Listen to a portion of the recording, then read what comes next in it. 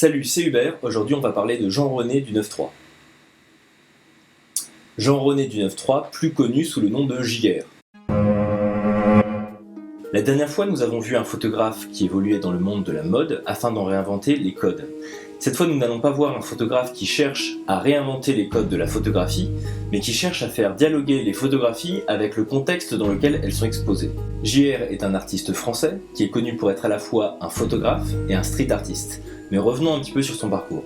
À l'âge de 13 ans, en 96, JR commence à exercer le graffiti sur les murs de Paris, jusque sur les toits. Je trouve intéressant qu'il cherche d'abord à travailler le support plutôt que de montrer des choses propres tout de suite. Ce n'est pas une pratique si répandue. À l'âge de 18 ans, en 2001, il trouve un appareil photo perdu dans le RER parisien. Il délaisse alors le graffiti pour se mettre à la photographie. On peut difficilement l'imaginer plus modeste comme début pour être photographe. À partir de là, JR fonctionne par grands projets qui lui prennent plusieurs années à réaliser. Alors pour chaque projet, il tourne un petit documentaire, mais je vais me concentrer ici simplement sur son travail de photographe et de street artiste. Commençons donc par son premier projet. Ces photos montrent ses camarades pendant qu'il graffe sur les toits parisiens. Ses œuvres font l'objet d'une exposition sauvage dans la rue. En guise de scénographie, il encadre les photos imprimées en A4 par un coup de bombe. Je n'apprécie pas spécialement ces photos pour leur côté esthétique, mais j'aime assez leur qualité de documentation. C'est assez rare en 2001 de trouver des images qui montrent des graffeurs montés sur des toits pour apposer leur marque.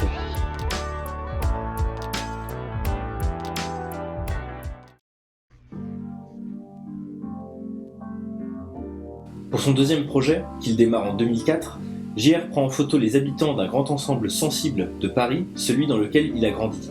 La cité des Bosquets à Montfermeil, en Seine-Saint-Denis. Il colle ensuite des copies de ces photos sur les murs de la cité. La photographie la plus connue de cette série représente son ami qui tient à la main une caméra comme si c'était une arme à feu. JR cherche là à nous interroger à propos des préjugés que nous avons sur les images. Non, tous les noirs ne tiennent pas des armes à feu dans leurs mains, même s'ils ont un regard de tueur. En fait, j'adore cette photo, je la trouve vraiment badass. Elle est paradoxalement naïve et profonde. Elle a énormément de sens quand on se penche dessus. JR joue là avec les clichés que la télévision fait circuler sur les jeunes issus des banlieues de Paris. D'autant plus qu'en 2005, je ne sais pas si vous vous en souvenez, mais de violentes émeutes ont éclaté dans cette cité. Après 10 000 voitures brûlées et des immeubles saccagés, JR revient dans ces quartiers pour prendre de nouvelles photos de ses habitants dans le but de les humaniser aux yeux du public. C'est le rétablissement de la sécurité et de l'ordre public.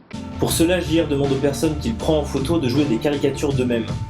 Au-delà d'une dimension documentaire et humaniste, il introduit donc le second degré dans sa photographie. En 2013, alors que la cité des Bosquets est sur le point d'être détruite, JR revient avec les portraits pris 7 ans auparavant pour les coller dans les étages des immeubles. Au fur et à mesure de la destruction des bâtiments, les portraits sont apparus. Voir le portrait ou même la signification de l'image qui se révèle grâce au contexte, c'est une thématique qui reviendra souvent chez JR.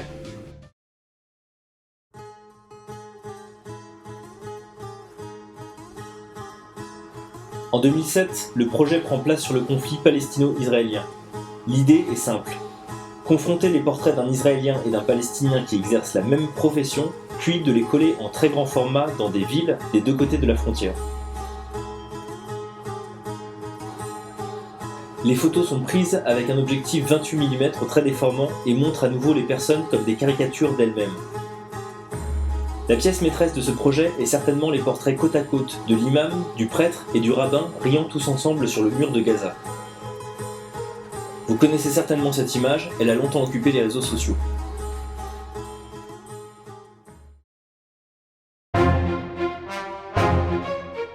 En 2008, JR n'a plus d'inspiration pour des noms de projets et devient un artiste démago. C'est peut-être un peu misogyne de dire ça. En 2008, JR lance tout un ensemble de projets à travers le monde qui a pour but de glorifier les femmes vivant dans les zones de conflit. JR se rend donc à Rio de Janeiro, au Kenya, en Inde, au Cambodge, en Sierra Leone, au Libéria et au Soudan. À Rio de Janeiro, il se rend dans une favela détenue par la mafia locale et prend en photo les femmes pour afficher leurs portraits en très grand format. Ce que je trouve particulier à ce projet, mais c'était une idée déjà un petit peu présente dans Portrait d'une génération, c'est qu'il y a un lien direct entre les personnes photographiées et le lieu où les photos sont exposées. Je trouve que cette proximité donne à ces photos de paysages une dimension très humaine. C'est aussi la façon qu'ont les portraits d'être complètement hors échelle qui permet une ambiguïté dans cette image. Je m'explique, ce n'est pas une échelle à laquelle on est censé pouvoir voir des humains. Pourtant, ces immenses portraits pleins de vie rendent une dimension humaine à ce paysage précaire.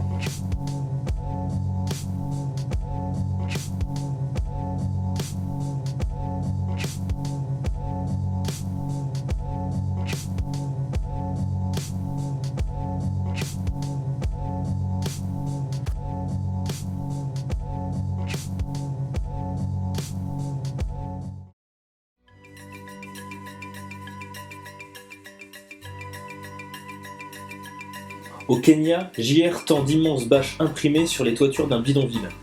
Et là, c'est un projet qui fait vibrer l'architecte qui est en moi. Les toiles sont en vinyle et servent d'étanchéité à ces toitures de fortune. La photographie sur une toile devient un élément d'architecture.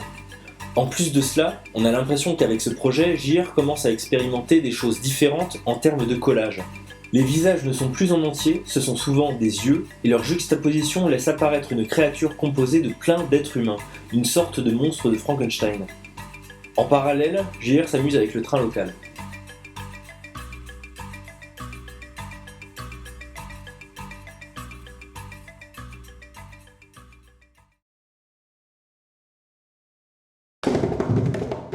En Inde, juste avant la fête des couleurs, ils posent des toiles a priori blanches mais recouvertes d'adhésifs. Les poudres colorées s'accrochant aux surfaces collantes, les portraits se révèlent. On retrouve aussi, comme dans Portrait d'une génération, l'idée que le contexte révèle l'image.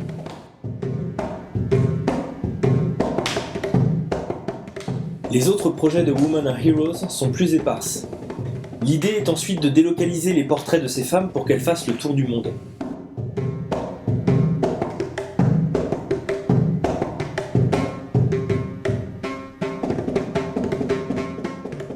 JR a notamment investi un temps les quais de la Seine pour afficher ces images.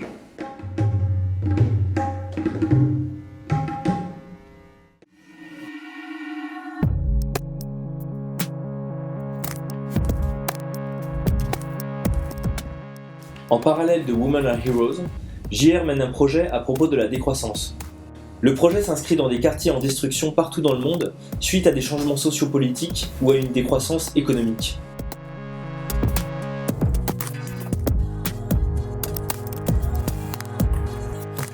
Ici, on voit des images de la Havane. Le projet cherche à afficher des photographies des habitants qui demeurent dans ces quartiers.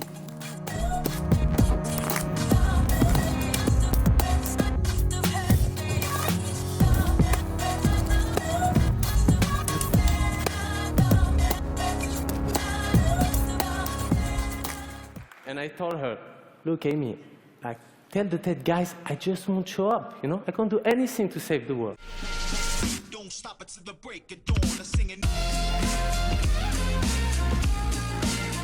JR se lance en 2011 dans un grand projet participatif. Suite à sa nomination au prix TED, il propose à tout un chacun de participer à un projet au travers du monde.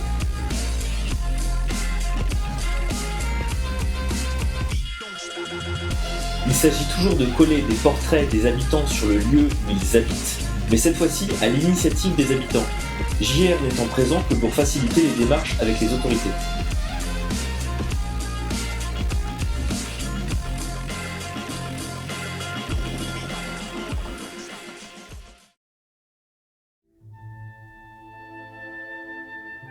À partir de 2013, JR ne cherche plus à coller ses propres photos, mais se tourne vers des photographies anciennes pour les agrandir et les coller. Je trouve que ce projet fonctionne un peu moins que les autres, donc je ne vais pas l'analyser en détail. Son intérêt étant qu'il travaille avec d'autres images que ses propres photos.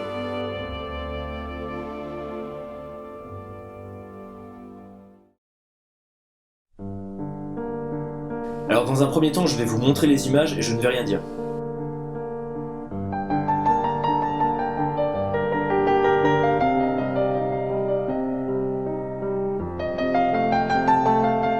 En 2014, JR se lance dans une collaboration avec un ballet pour un projet de film tourné dans la cité des Bosquets, la même cité que pour Portrait d'une génération. Alors même si ce n'est pas ce qu'on a l'habitude de voir quand on voit le reste de ce qu'il a fait, les images sont plutôt belles. Maintenant le film.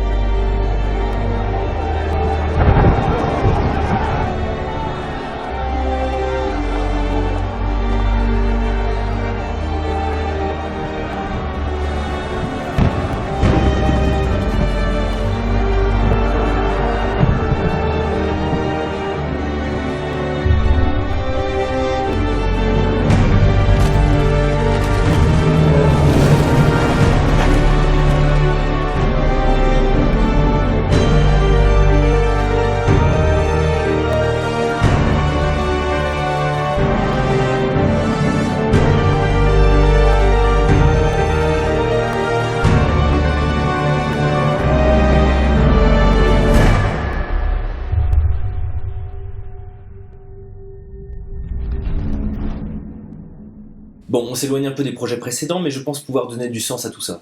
Je vais donc me concentrer pour l'instant sur les projets d'affiches. Étant donné que JR est vivant, les personnes qui font des rétrospectives sur lui sont des personnes qui travaillent avec lui et qui ont pour objectif de lui faire de la publicité. Je ne vous cache donc pas que j'ai eu certaines difficultés à trouver la bonne approche pour vous présenter son travail. Ce qu'il y a, c'est que JR est un enfant d'internet, il sait très bien jouer avec les images. Ce que j'ai compris en l'écoutant attentivement, c'est qu'il prenait lui-même les photos de ses installations. En cela, il se différencie radicalement des street artistes qui peignent et qui demandent à d'autres de prendre des photos de leurs fresques. Alors que je pensais qu'il faisait des portraits à l'arrache, je me suis aperçu que les photos qu'il prenait de ses installations étaient en fait un autre type de production et un autre travail de photographe. JR a une communication très maîtrisée et elle commence par là. Et à la base, c'est exactement la raison pour laquelle je voulais vous faire une vidéo sur lui. Je ne trouve pas que toutes ces photos soient incroyables, ce qui est exceptionnel en revanche, c'est la façon qu'il a de les mettre en scène à travers d'immenses installations. Les images larges que l'on connaît de JR et qui circulent sur internet créent une mise en abîme avec les visages. Ces photos ne transportent pas du tout les mêmes idées que ses portraits.